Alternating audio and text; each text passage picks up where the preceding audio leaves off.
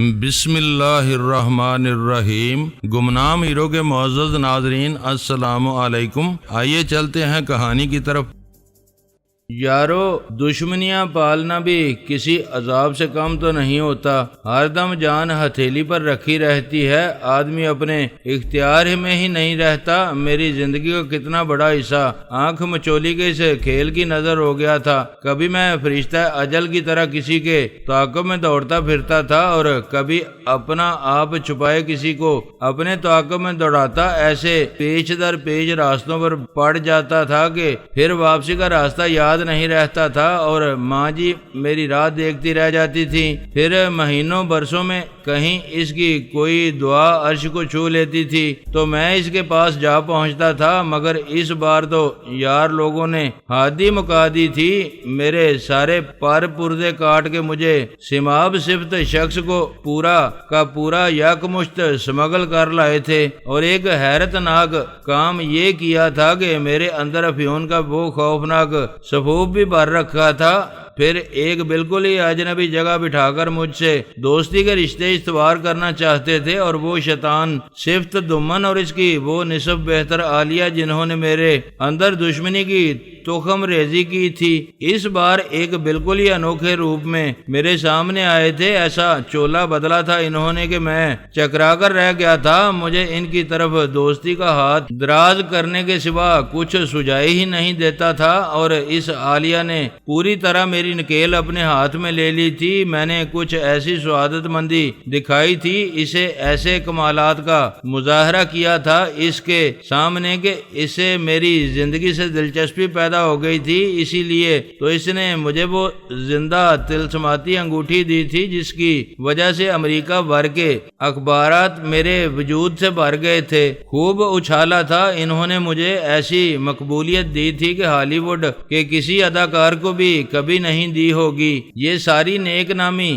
ساری شہرت عالیہ کی دی ہوئی اس زندہ تلسماتی انگوٹھی کی ہی مرہون منت تھی، ورنہ تو میں ایک بے نشان شخص غلام جیلانی، جسے امریکہ میں چند سیاہ قلب خوش پوشوں کے سوا کوئی نہیں جانتا تھا، جس طرح غیاث احمد کے فرضی نام سے اسمگل کر کے لایا گیا تھا، اسی طرح گمنامی کے عالم میں واپس بھی چلا جاتا۔ امریکی قانون کے ان چاکو چوبند محافظوں کو خبر بھی نہ ہوتی کہ کوئی بدنام زمانہ ہسٹری شیٹر اپنے وطن میں، جس کے سر کی قیمت 50,000 روپے مقرر ہے، کب ان کی حدود میں داخل ہوا اور کب $1,00,000 کا ڈرافٹ کما کر واپس چلا گیا۔ گمنامی بھی کتنی بڑی نعمت ہے۔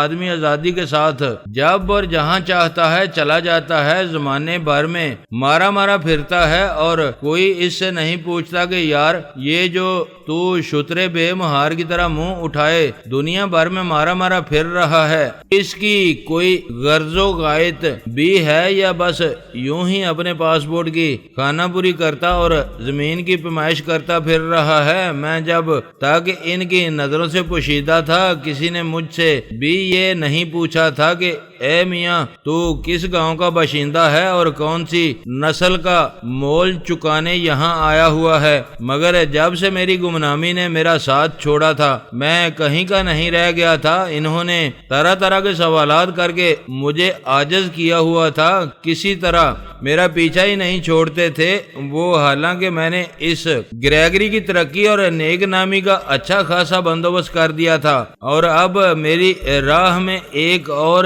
سنگے گراں آ گیا تھا۔ مجھے دل کا روگ لگ گیا تھا، ایک آفت جاں کے نام جس کا الزبتھ فینلی تھا، میرے خرمن ہوش پر برق بن کے آ گری تھی۔ اس نے تو میری قوت پرواز بالکل ہی سلب کر لی تھی۔ اب میں اس در کو چھوڑ کر کہاں جاتا؟ وہ معاملات دل سے نا آشنا شخص جو صرف قانون کا بندہ تھا مجھے اس کے در سے اکھاڑ لے جانا چاہتا تھا۔ کہنا اس کا یہ تھا کہ وہ مجھے دشمنوں کی دسترس سے دور لے جانا چاہتا ہے۔ اسے کیا پتا تھا وہ خود مجھ سے کتنی بڑی دشمنی کر رہا تھا۔ چنانچہ میں نے اس سے صاف کہہ دیا، دیکھو یار گریگری، میں اب تک تمہاری ہر بات مانتا رہا ہوں، تمہارے فائدے کے لیے میں نے اپنے گرد خوفناک دشمنوں کا انبار لگا لیا ہے، وہ لوگ میری جان کے دشمن بن گئے ہیں، مگر اب مجھے اس کے لیے مجبور مت کرو کہ میں یہ جگہ چھوڑ کر کہیں اور چلا جاؤں۔ میں نے تو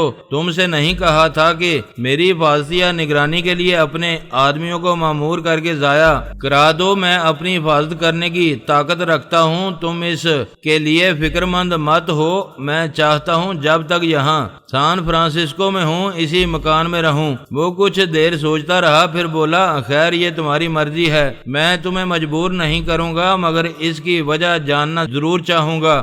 آلیور کی گرفتاری کے بعد بھی تمہاری اس مکان سے دلچسپی کچھ سمجھ میں نہیں آئی، آخر تم یہ جگہ چھوڑنے کہیں اور نہیں جانا چاہتے، ہے کوئی وجہ؟ مگر اس میں تمہاری دلچسپی کا کوئی سامان نہیں ہے، میں نے جواب دیا۔ وہ ایک دم چونک کر بولا، کہیں اس کی وجہ وہ لڑکی الزبتھ تو نہیں ہے جس نے کل مجھے فون کر کے تمہاری جان بچائی تھی اور جس سے تم نے اپنی محبت کا اظہار کیا تھا میرے سامنے؟ شاید تم نے اس سے شادی کا ارادہ بھی رکھتے ہو۔ تمہارا خیال کچھ ٹھیک ہی ہے، تم نے صحیح اندازہ لگا لیا ہے، میں نے جواب دیا۔ تم نے جب اس کا ذکر کیا تھا اس وقت مجھے تم سے کوئی ہمدردی نہیں تھی، لیکن اب صورتحال بدل گئی ہے۔ میں تمہیں بتا دوں کہ تم نے بہت غلط سمت میں قدم اٹھایا ہے۔ کیا تم اس کے سلسلے میں بہت زیادہ سنجیدہ ہو؟ اس نے سوال کیا تو اس کی آنکھوں سے فکر مندی جھلکنے لگی تھی۔ ہاں، تم اندازہ نہیں لگا سکتے کہ چند ہی دنوں میں اس نے مجھے کتنا متاثر کیا ہے۔ ہم نے شادی کرنے کا فیصلہ کر لیا ہے اور اس کے باپ آرتھر نے ہمیں شادی کی اجازت بھی دے دی ہے، مگر یہ بات میری سمجھ میں نہیں آ رہی ہے، آخر تم یہ جان کر اس قدر فکر مند کیوں نظر آنے لگے ہو؟ میں نے اس سے دریافت کیا۔ وہ کچھ دیر پیشانی پر سلوٹیں ڈالے کچھ سوچتا رہا۔ اس کے چہرے پر الجھن تیر رہی تھی اور آنکھیں اس کی میرے چہرے پر یوں ٹکی ہوئی تھیں جیسے وہاں لکھی ہوئی دھندلی سی تحریر پڑھنے کی کوشش کر رہا ہو۔ کوئی ایک منٹ اس نے اسی طرح گزار دیا، پھر بے یقینی سے نفی میں سر ہلا کر بولا، یقین کرنے کو جی نہیں چاہتا۔ تمہیں کس بات پر یقین نہیں آ رہا ہے؟ میں نے قدرے پریشان ہو کر سوال کیا۔ میں کس طرح سمجھ لوں کہ تم ان لوگوں کو بالکل نہیں جانتے؟ نہیں، یہ غلط ہے۔ اس نے اس طرح سر جھٹکا جیسے وہ کسی ایسے خیال کو سر سے جھٹک دینا چاہتا ہو جو اس کی مرضی کے خلاف اس کے دماغ میں دھر آیا ہے۔ میری پریشانی اور بڑھ گئی۔ میں نے جھنجھلا کر کہا، اوے گریگری پٹھے، کچھ منہ سے تو بول، کچھ تو کھل کے بات کر میرے ساتھ۔ میرے یار، کیوں قطرہ قطرہ میرا لہو نچوڑنے میں مصروف ہو گیا ہے تو؟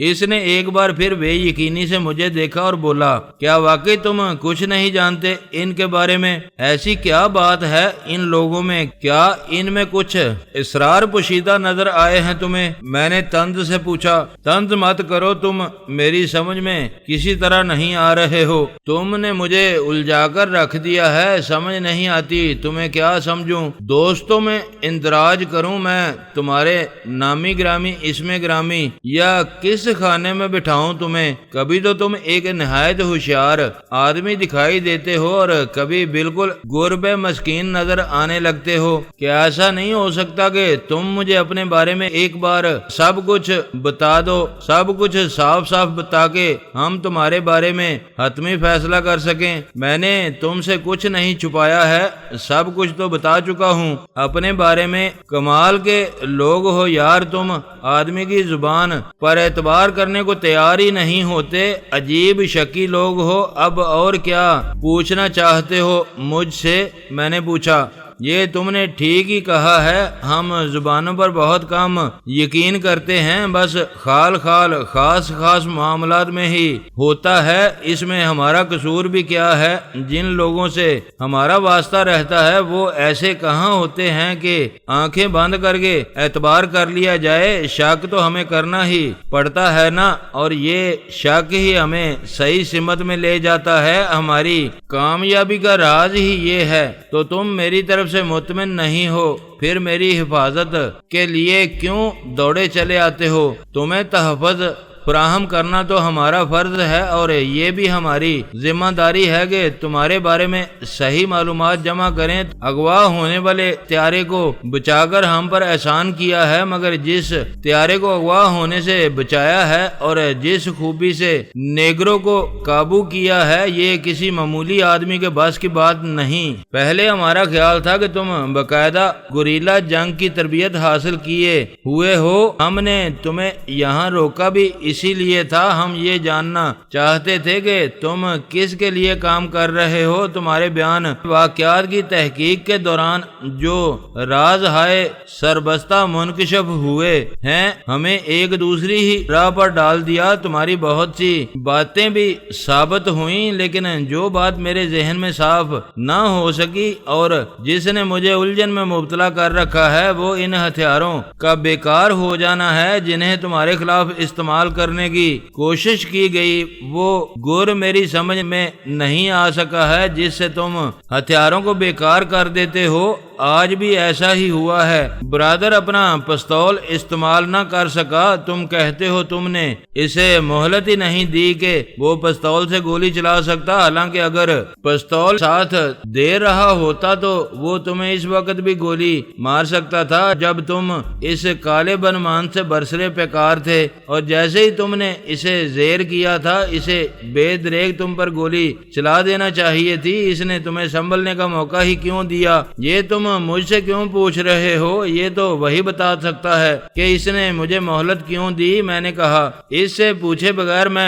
کہہ سکتا ہوں اس نے جان بوجھ کر ایسا نہیں کیا ہوگا، وہ مجبور تھا، اس کا پستول ساتھ نہیں دے رہا تھا۔ اس نے پورے اعتماد کے ساتھ کہا، اوے یار، ایک تو مجھے تیری سمجھ نہیں آتی، تو ہے کی ہے بھائی؟ میں نے اردو میں کہا۔ وہ ہنس کر بولا، جو کچھ کہنا ہے اس زبان میں کہو جسے میں بھی سمجھ سکوں۔ میں نے کہا، اوے یار، تو نے تو کل میری موت کا سامان کر کے بھی دیکھ لیا تھا، پھر بھی تیری حالت میں فرق کوئی نہیں آیا۔ میں کس طرح یقین دلاؤں کہ وہ بس ایک اتفاق تھا، ورنہ ہمیشہ ایسا نہیں ہوتا۔ میں نے کوئی طلسم خانہ نہیں چھپا رکھا ہے اپنے اندر، بس مرضی ہے مالک کی۔ میری موت ابھی نہیں آئی تھی، میری پرچی نہیں کٹی تھی ابھی، ورنہ میری موت کا بندوبست تو پورا تھا ان لوگوں کے پاس۔ اور یہ دیو، اس کے بارے میں کیا کہتے ہو تم؟ اگر تمہارے پاس کوئی خاص قوت نہیں ہے تو یہ کیسے چت ہو گیا تم سے؟ جانتے ہو،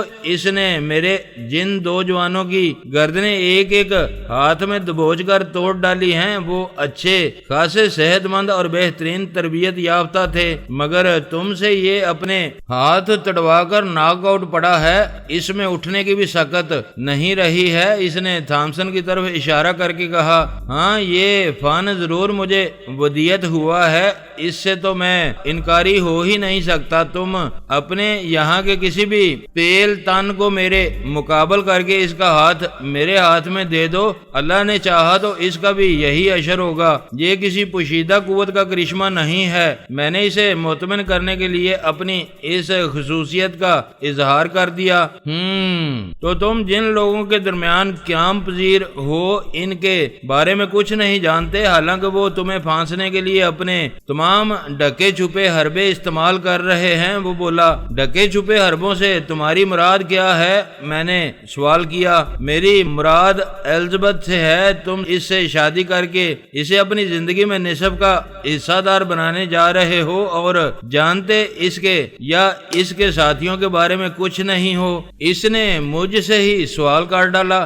آرتھر لیزی کا باپ ہے اور جوزفین اس کی سوتیلی ماں، جبکہ الیور ایک اسمگلر ہے، اس کا ان لوگوں سے کوئی تعلق نہیں ہے۔ اس کے بارے میں جو کچھ میں جانتا تھا تمہیں بتا چکا ہوں۔ آرتھر کے بارے میں الیور ہی نے مجھے بتایا تھا، اس کی ٹیکسیاں چلتی ہیں اور ایک دوا ساز فیکٹری کے کچھ شیئرز لے رکھے ہیں۔ اس نے اس کے علاوہ اور کیا بات ہے؟ میں نے کہا۔ اسی وقت ہمفرے 4 پولیس سپاہیوں کو ساتھ لیے وہاں آ گیا۔ گریگری اس کی طرف متوجہ ہو گیا۔ اس نے ہمفرے سے پوچھا، کیا بات ہے ہمفرے؟ خیریت تو ہے؟ اتنی دیر کیوں لگ گئی تمہیں واپس آنے میں کوئی مسئلہ تو نہیں پیدا ہو گیا تھا؟ وہ مسٹر گریگری وہ کالیا پکا شیطان ہے، اس نے مجھے ڈاج دے کر بھاگنے کی کوشش کی تھی۔ عین اس وقت جب میں اسے لے کر پولیس وین کے قریب پہنچا اس نے مخالف سمت میں دوڑ لگا دی تھی۔ باہر مجمع اتنا ہو گیا ہے کہ اگر اسے گولی چلا کر روکنے کی کوشش کی جاتی تو مجمع میں سے کسی کے گولی لگ جانے کا اندیشہ تھا۔ وہ لوگ باتیں کر رہے تھے اور میں سوچ رہا تھا، اوے یار غلام جلانی، کن لوگوں میں آن پھنسا ہے تو؟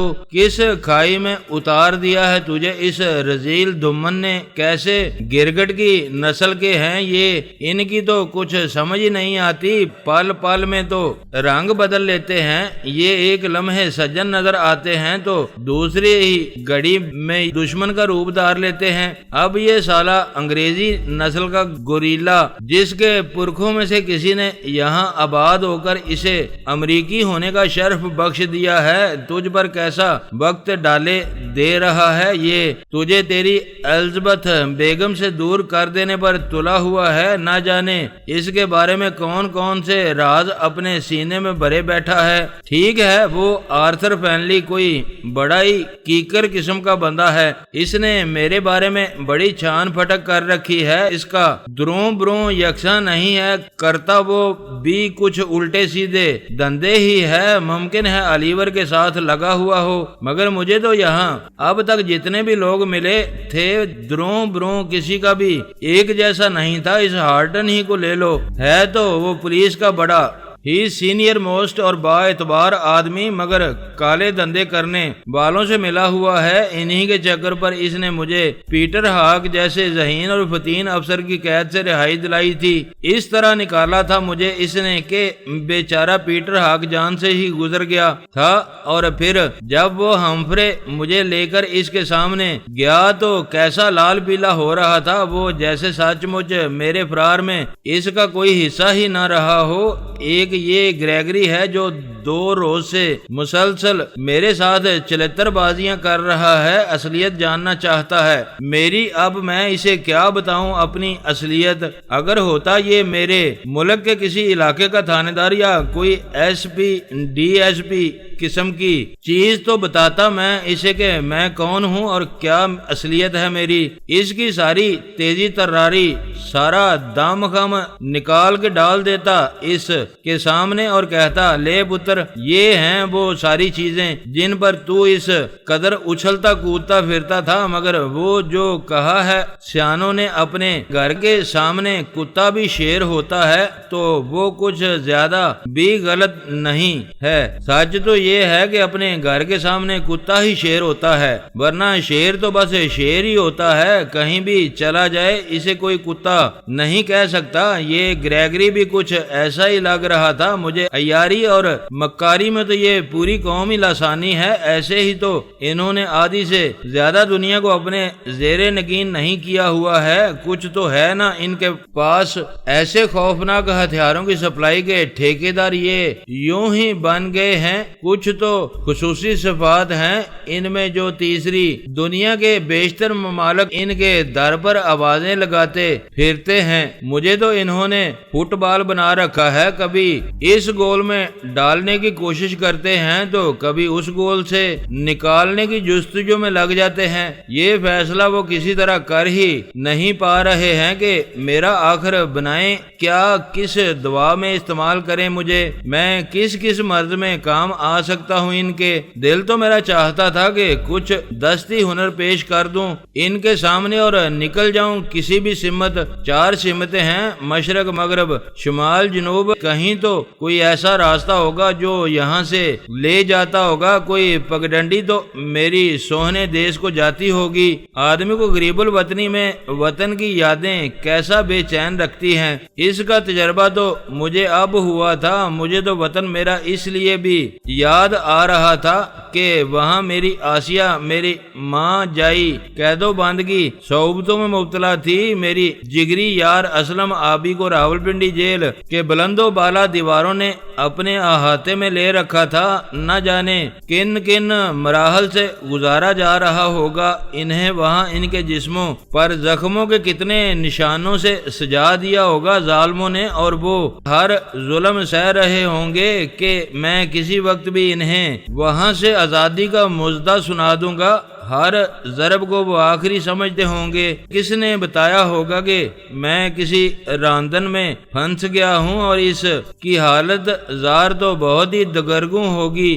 اس کی تو بینائی بھی ساتھ چھوڑ گئی ہے۔ ان کا خیال آتا تو سینہ سلگ اٹھتا تھا، جی بس یہی کرتا تھا کہ گردنیں ناپ دوں ان سب کی جو میرے سامنے دیوار بن گئے ہیں، مگر میں دل مسوس کے رہ جاتا تھا۔ بہت بڑی مشکل تھی اس راہ میں جس نے مجھے باندھ کے رکھا ہوا تھا۔ کولمبس کی دریافت کردہ اس سرزمین میں جدھر بھی گزرتا دور ہی سے پہچان لیا جاتا۔ میں ان میں کسی رخ گل مل ہی نہیں سکتا تھا۔ ان کا رنگ روپ، ان کے نقش و نگار میرے فریم میں فٹ ہی نہیں ہوتے تھے۔ جس راہ بھی میرا گزر ہوتا لوگ مڑ مڑ کے مجھے دیکھتے جاتے۔ میری صورت پر اجنبیت کی مہر لگی تھی۔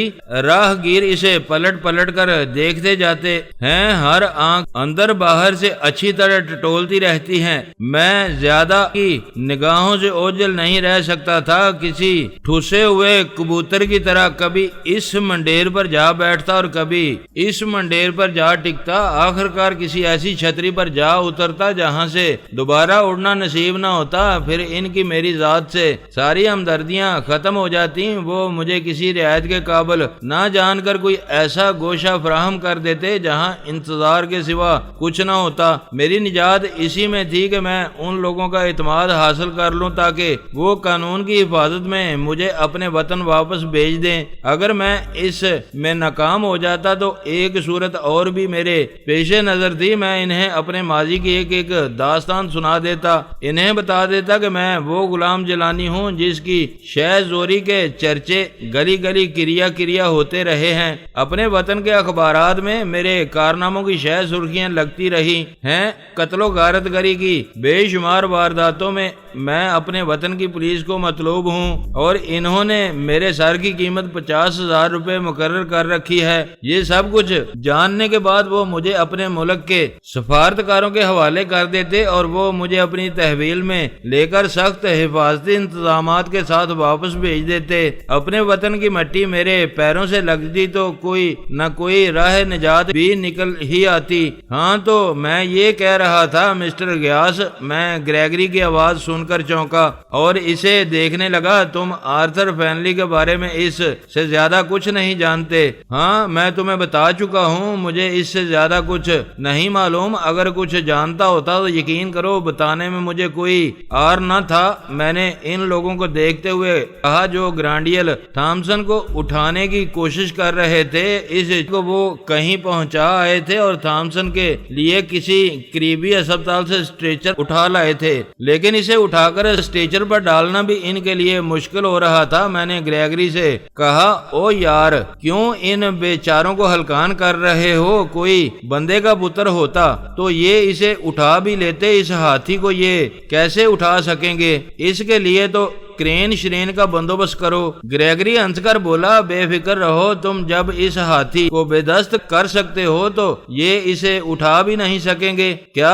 اب ایسے بھی بودے نہیں ہیں یہ۔ پھر وہ بولا، میں تمہیں ان لوگوں کے بارے میں وہ سب کچھ بتائے دیتا ہوں جس سے تم لا علمی کا اظہار کر رہے ہو، اس کے بعد تم شاید صحیح فیصلہ کر سکو کہ تمہیں ہمارے ساتھ تعاون کرنا چاہیے یا نہیں۔ تمہیں یہ بھی معلوم ہو جائے گا کہ تم کن لوگوں میں گرے ہوئے ہو۔ میں نے کہا، اگر یہ بات ہے تو میں تم سے وعدہ کرتا ہوں تم اپنا دروں کھول کے رکھ دو میرے آگے، میں بھی اپنی زنبیل تمہارے سامنے الٹ دوں گا، ایک ایک بات بتا دوں گا اپنے بارے میں۔ اچھا تو سنو، اس نے کہنا شروع کیا، یہ تو تم جانتے ہی ہو کہ علیور عیسائی ہونے کے باوجود یہودیوں کے مفادات کے لیے کام کرتا رہا ہے۔ ہاں یہ میں نے اس کی ڈائری میں پڑھا تھا، اس نے لکھا تھا اپنے اپنے اعتراف نامے میں وہ منشیات کی اسمگلنگ سے حاصل ہونے والے کروڑوں ڈالرز اب تک اسرائیلی لیڈروں کو ان کی دفاعی پوزیشن مضبوط کرنے کے لیے دے چکا ہے۔ میں نے کہا میں یہ نہیں سمجھ سکا کہ وہ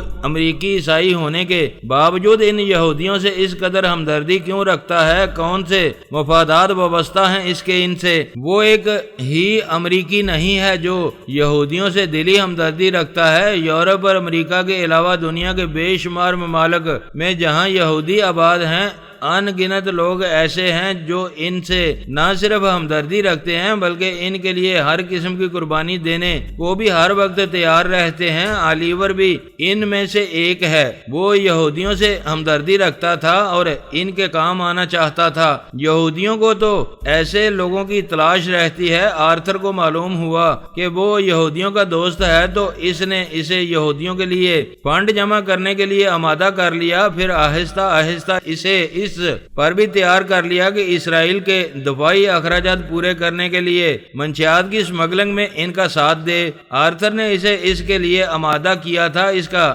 مطلب یہ ہوا کہ آرتھر پہلے ہی سے اسرائیل کے لیے یہ کام کر رہا تھا، وہ بھی ان کے دوستوں میں سے ہی ہے۔ میں نے کہا دوست نہیں مسٹر گیاس، وہ یہودیوں کا صرف دوست نہیں ہے، وہ ایک کٹر یہودی ہے، انتہائی متعصب یہودی جو یہودیوں کے اس نعرے پر پختہ یقین رکھتا ہے کہ بنی اسرائیل دنیا کی سب سے افضل اور برتر قوم ہے۔ دنیا کا ہر یہودی خواہ وہ کہیں بھی آباد ہو خود کو اسرائیل کا باشندہ ہی سمجھتا ہے اور صہیونیت کے لیے یہ ہر قسم کی خدمت بے دریغ انجام دیتا ہے۔ کیا کہا تم نے؟ آرتھر یہودی ہے؟ میری آنکھیں حیرت سے پھٹ گئی تھیں۔ مجھے ایسا لگا تھا جیسے میرا دماغ پھٹ جانے لگا ہے۔ پھر تو الزبتھ بھی مجھ سے بولا نہیں گیا۔ گریگری میرے چہرے پر نظریں جمائے بہت غور سے مجھے دیکھ رہا تھا۔ شاید وہ یہ دیکھنا چاہتا تھا کہ میری حیرت سے پھٹی ہوئی آنکھیں اور ابتر حالت کہیں اداکاری تو نہیں ہے، لیکن مجھے اس وقت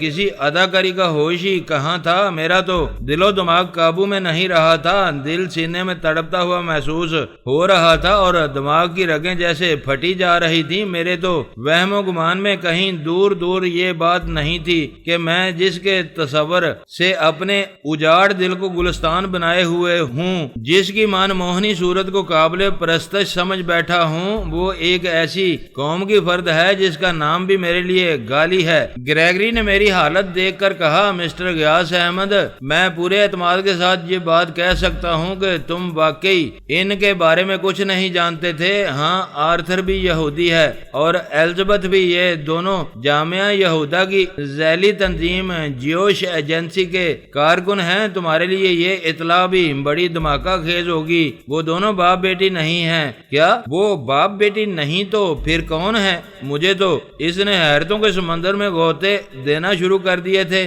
کیسی عجیب عجیب انکشافات کر رہا تھا وہ اس وقت۔ ہاں، میں جھوٹ نہیں بول رہا ہوں، یہ حقیقت ہے کہ وہ باپ بیٹی نہیں ہے اور نہ ہی جوزفین آرتھر کی بیوی ہے، لیکن ظاہر وہ لوگ یہی کرتے ہیں سب کے سامنے۔ گریگری نے بتایا۔ پھر کون ہے وہ؟ کیا رشتہ ہے ان کے درمیان؟ کس رشتے سے وہ ایک ہی چھت کے نیچے رہ رہے ہیں؟ میں نے پوچھا۔ ان کے درمیان یہودیت ہی سب سے بڑا اور قابل اعتماد رشتہ ہے۔ وہ دونوں الزبتھ اور جوزفین آرتھر کی دست راست ہیں۔ وہ ایسے لوگوں کو تلاش کر کے آرتھر تک پہنچاتی ہیں جو یہودیوں کے ہمدرد ہیں اور بعض اوقات تم جیسے لوگوں کو بھی اپنے جال میں پھانس کر ان کے ذریعے اپنے قومی مقاصد پورے کرتی ہیں۔ تو وہ میرے گرد پھندے کس رہی تھیں۔ وہ ذلیل یہودن مجھے اعلی کار بنا کر اسرائیل کے لیے دولت حاصل کرنا چاہتی تھی، وہ بھی میرے ذریعے۔ میں نے غصے سے دانت پیس کر کہا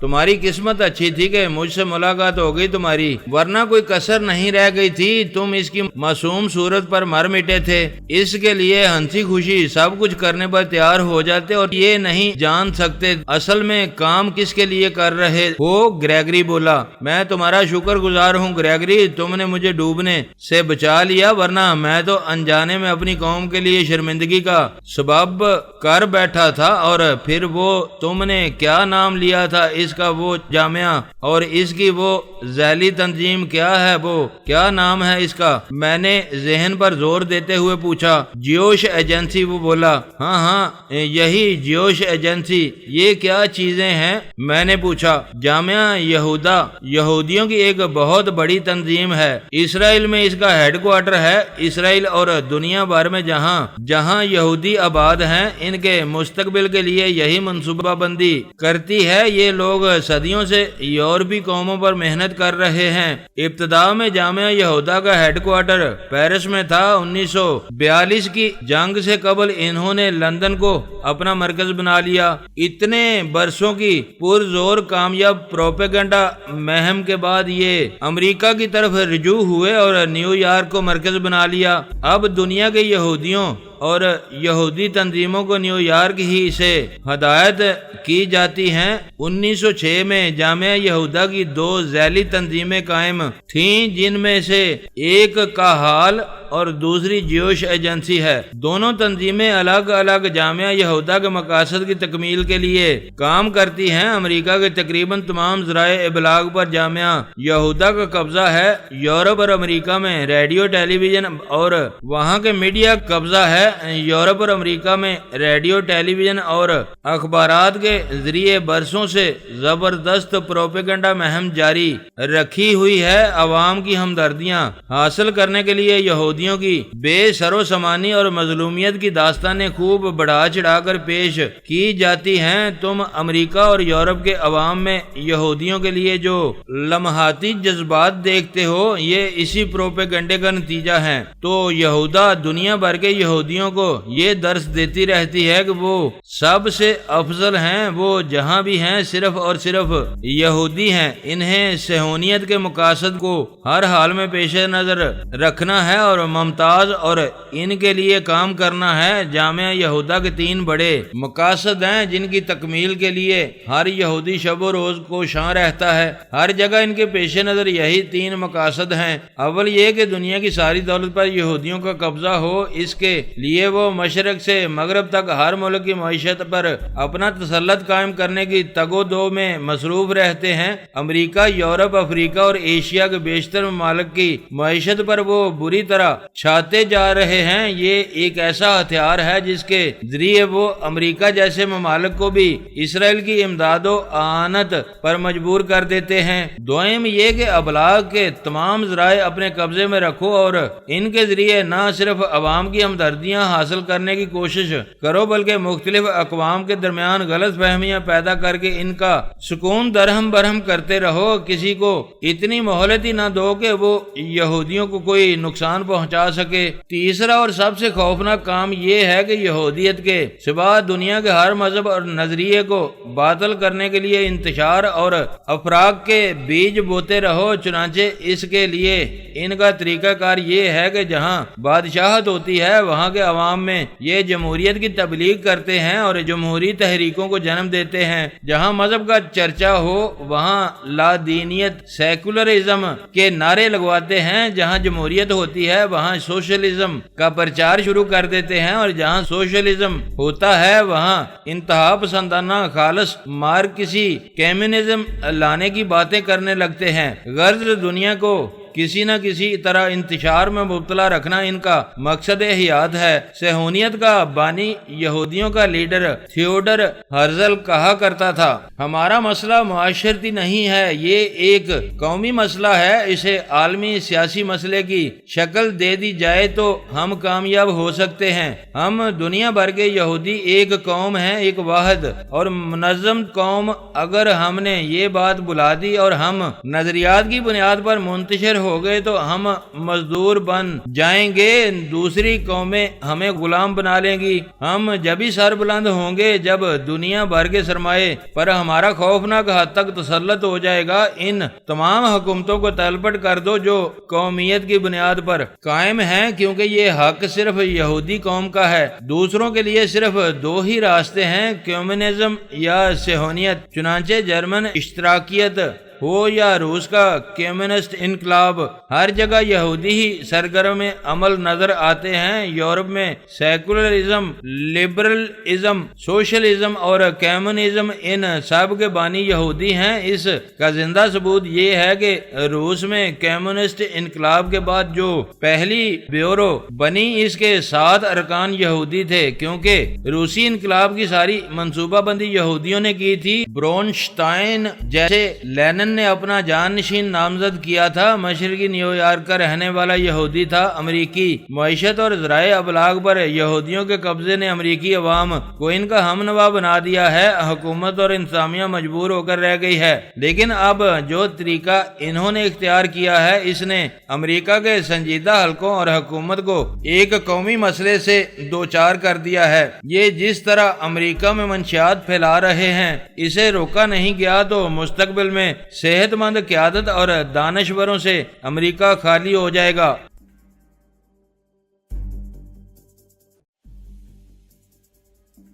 دوستو، ویڈیو کو لائک ضرور کر دیا کریں۔ ISI پاک آرمی زندہ باد، پاکستان پائندہ باد۔